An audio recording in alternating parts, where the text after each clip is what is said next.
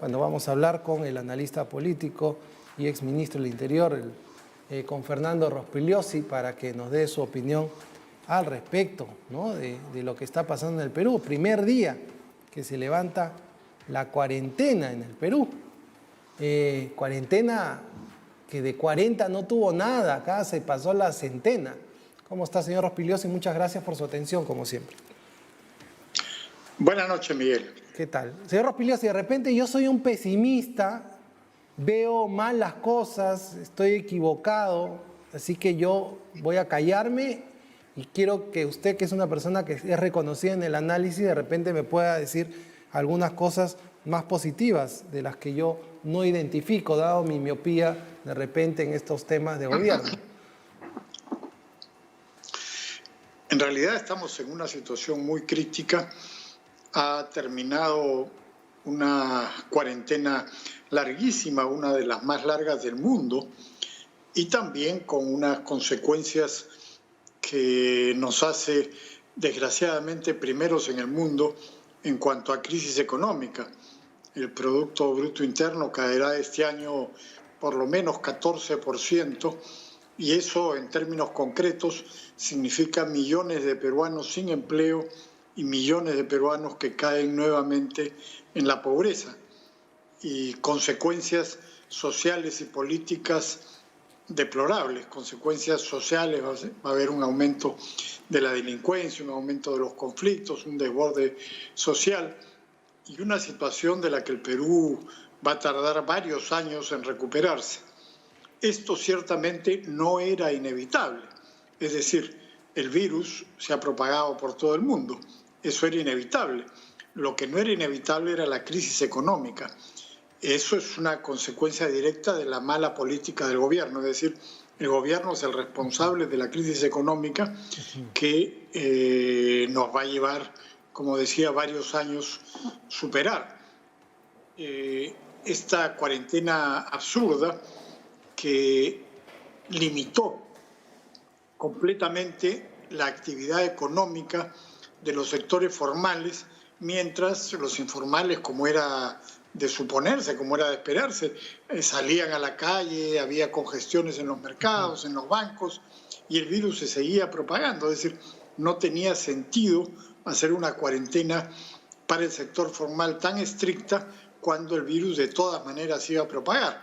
Es decir, había que tratar de limitar la expansión del virus con mascarillas, tratando de evitar espectáculos públicos, concentraciones, pero no paralizando la actividad económica, porque eso no detenía la propagación del virus, sino llevaba a una crisis. Eso estaba cantado, pero el gobierno, como es incompetente, inepto y terco, siguió adelante, y ahora estamos en una situación ya dificilísima, de la cual va a ser difícil recuperar. Las consecuencias políticas también son muy perniciosas, porque en este ambiente de crisis las políticas populistas o los candidatos populistas en las elecciones del próximo año tienen una gran opción. Es muy fácil engañar a la gente en estas circunstancias, cuando la gente está desesperada, y si algún candidato populista triunfa el próximo año, ahí sí el país se va a hundir en una crisis muchísimo más grave de la que ya tenemos. Ahora, entonces hay otro peligro a la vista. Sí, señor Rospigliosi, por ejemplo, ¿no? A ver, el gobierno reconoce su incompetencia en el tema de la reconstrucción con cambios, ¿no?, que ya venía el gobierno de PPK, y también asume la incompetencia el presidente Vizcarra. Hace este contrato con el Reino Unido, el cual nos va a costar 6.5%, listo. Podemos ser pragmáticos, no importa de qué color es el gato, lo importante es que case los ratones. Por lo tanto, habrá una gestión que por lo menos reconstruirá el norte, ¿no? Bajo ese criterio, mejor nos declaramos pues incompetentes en todos los sectores, ¿no? Necesitamos toque de queda también para proteger la seguridad ciudadana, ¿no? Porque entendemos pues de que una crisis económica profunda también genera un impacto en la seguridad ciudadana de manera profunda. Entonces, bajo este criterio del presidente Vizcarra, mejor somos incompetentes en la salud, somos incompetentes en la justicia, somos incompetentes en la seguridad ciudadana, y bueno, pues listo, y le cortamos encima sus libertades a la gente. Así es. En lo que respecta a la reconstrucción del norte, esta decisión se toma más de 3 años después. El fenómeno del Niño azotó el país y sobre todo al norte en el año 2017. Estamos 2020 y ahora el gobierno reconoce que ha sido incapaz durante 3 años de efectuar la reconstrucción, cosa que ya se sabía, ya habían habido muchísimas críticas, pero ahora hay un reconocimiento explícito de su ineptitud, de su incapacidad para llevar adelante un proceso que en realidad aparentemente no era tan difícil ni complicado. Y claro, lo entregan ahora al Reino Unido, que será el que haga el trabajo. Y en lo que se refiere al otro tema que tú mencionas, que es el toque de queda, eso no tiene ningún sentido, ¿no? Recordemos que el toque de queda se puso prácticamente al principio de la cuarentena. Yo particularmente he sido un adversario del toque de queda desde el primer día, porque si había cuarentena, si la gente no podía circular, ¿para qué poner toque de queda? Que lo que hacía era restringir significativamente el horario de atención de mercados, supermercados, farmacias y por tanto promover más aglomeraciones. Ahora la cuarentena ya terminó y mantienen el toque de queda sin ninguna explicación ni justificación, simplemente porque le da la gana. Lo de que va a impedir la delincuencia es absurdo, ¿no? Como si la delincuencia funcionara solamente en ciertas horas. Y además ya hemos visto que en días pasados, en semanas pasadas, en toque de queda se han producido asesinatos a mano de sicarios, asaltos, robos, en fin. El toque de queda no sirve para eso, sino sirve, eso sí, para limitar la circulación de los ciudadanos que cumplimos las reglas, no evita la circulación de los delincuentes. Entonces, estamos ante un gobierno que no tiene estrategias ni políticas adecuadas para enfrentar los diversos temas y recurre a estas medidas desesperadas, que además ocasionan un desgaste en las fuerzas del orden. A ver, yo vi... Para el toque de queda tiene que haber un despliegue militar y policial, que naturalmente significa, como digo, un desgaste para las fuerzas del orden. A ver, al presidente, que le gusta contar también sus alocuciones, que habla con los demás gobernantes, que monitorea la región, ¿no?, para tropicalizar pues estas medidas que hemos copiado de otros países, obviamente con otros presupuestos, con otra cultura y con otra disciplina de país. Los que vemos también lo que están haciendo en otros países, por ejemplo, ¿no? Ahora estaba citando a la alcaldesa de Bogotá, Claudia López, al margen que pueda discrepar con ella ideológicamente, pero el tema es que la señora le habla claro a su pueblo, y eso yo no puedo discrepar. La señora le habla claro a su pueblo, ¿no? Y más bien salía felicitando a los bogotanos por el trabajo que habían hecho, pero el virus tiene un desarrollo, el virus tiene un avance, ¿no?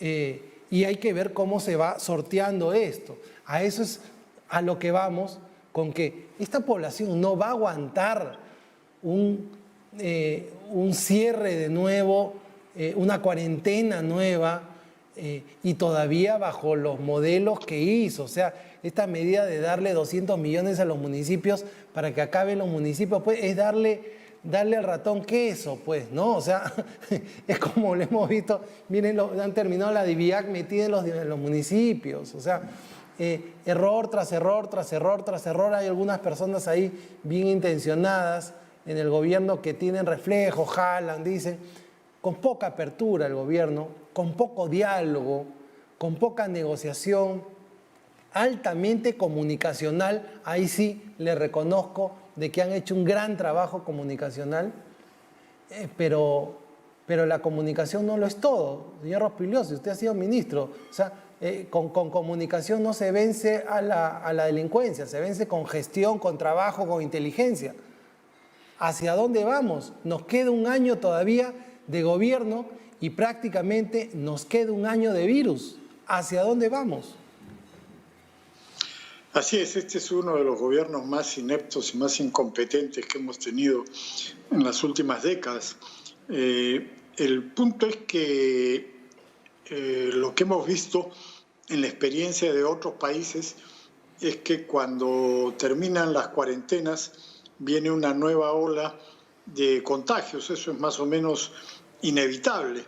¿De qué naturaleza, hasta dónde llegará esta nueva ola de contagios? No lo sabemos. Pero si esto lleva al gobierno a imponer una nueva cuarentena, creo que eso sería ya agudizar el desastre en que nos encontramos. Espero que eso no ocurra, ¿no? De que de hecho si impone una nueva cuarentena no sería respetada por muchísima gente, pero sí seguiría arruinando la economía formal. Ahora, ¿qué cosas hace el gobierno? Bueno, como tú decías, comunicación, es decir, tretas, argucias, engaños, mentiras, como el que acaba de hacer el gobierno, el presidente Vizcarra específicamente con este tema de las clínicas privadas, ¿no? Amenazando con expropiarlas y según dicen, de hecho, gente que conoce el tema, Ricardo Uceda ha publicado un artículo ayer en La República, dice que la disponibilidad de camas de cuidados intensivos, que son las que están en discusión en las clínicas privadas, son 9. O sea, todo un escándalo por 9 camas, que es todo lo que hay. O otros dicen que son 15, pero en fin, o sea, no es nada, prácticamente nada. Pero todo un escándalo que organiza el propio presidente de la República simplemente para distraer la atención de su fracaso. O sea, vivimos en una situación en que el presidente no se cansa de mentir, de engañar y de inventar este tipo de estratagemas para distraer la opinión pública y aumentar su popularidad. Como decía un editorial del Comercio y el propio director del Comercio en una columna el día domingo, lo único que le importa al presidente es su popularidad, el país no le interesa nada. Entonces hace este tipo de medidas simplemente destinadas a mantener o mejorar su popularidad sin importarle las consecuencias y sin importarle la realidad que viven los peruanos, que es una realidad angustiosa, tanto por la crisis económica como por la propagación del virus. Así que en este año que nos queda, realmente es poco lo que podemos esperar y solamente tratar de salir adelante como podamos, ¿no? La medida que tú mencionabas, por ejemplo, la de los 200 millones entregados a los municipios, es un desperdicio absurdo porque se sabe que los municipios no tienen capacidad de gestión y hay muchísima corrupción. En lugar de entregarlo a quienes han demostrado cierta capacidad logística para llegar a la gente, la Iglesia Católica, las Fuerzas Armadas, la empresa privada. Pero en lugar de hacer eso, que era lo sensato, lo razonable, distribuyen, votan, regalan la plata, que es la plata de todos los peruanos, es la plata de nuestros impuestos, ¿no? Sin ton ni son y echándole un saco roto realmente, por eso, sin llegarle a los que realmente necesitan. Y por eso mi preocupación, que se la manifestaba a los economistas con los que hemos estado conversando, de que es un año electoral y usted lo ha dicho, hay una preocupación por popularidad, una preocupación por lo que venga después, por el que gobierne después y no se vaya a malutilizar estos fondos públicos para promover a alguien, para dejar bien el nombre de que yo metí la plata cuando es plata del Estado y no se haga de manera eficiente y que realmente reactive la economía en la medida que podemos meterle el shock que se debe de poner, ¿no? Esa es la gran preocupación, porque despilfarros fiscales han habido. A mí no me preocupa el déficit fiscal del día de hoy, a mí me preocupa el mal uso del dinero para salvar la imagen de alguien. Eso es lo que me preocupa, nada más. Así es, durante 30 años el país ha progresado con una política de libertad económica, de cierta libertad económica, porque siempre han habido restricciones y ahora todo lo ahorrado en esos 30 años se va a dilapidar en 3 meses. Entonces, yo creo que esa es una gravísima responsabilidad de este gobierno, responsabilidad que dicho sea de paso no quiere asumir.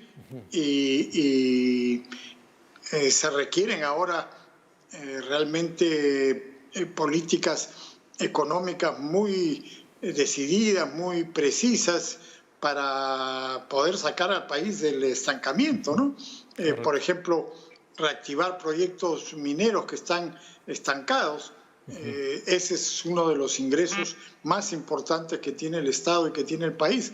Los impuestos que pagan esas empresas, los puestos de trabajo directos e indirectos que crean y el beneficio que trae a las regiones. Sin embargo, no parece haber ninguna política dedicada a eso, y así hay muchísimos ejemplos de situaciones que no están siendo asumidas por el gobierno para tratar de mejorar realmente el desempeño económico del país, que está ahora en ruinas realmente. Bueno, señor Rospigliosi, yo le agradezco siempre por su disposición y esperemos cosas más positivas realmente. Hay que ver también en esta campaña electoral que se viene que podamos estar de una manera más informados de las medidas que se van a tomar, porque son las medidas que ustedes y nos son las que se merecen. Ustedes se merecen, todos los ciudadanos, todos los peruanos, las mejores medidas, el mejor gobierno y no improvisación que la que hemos tenido en este momento.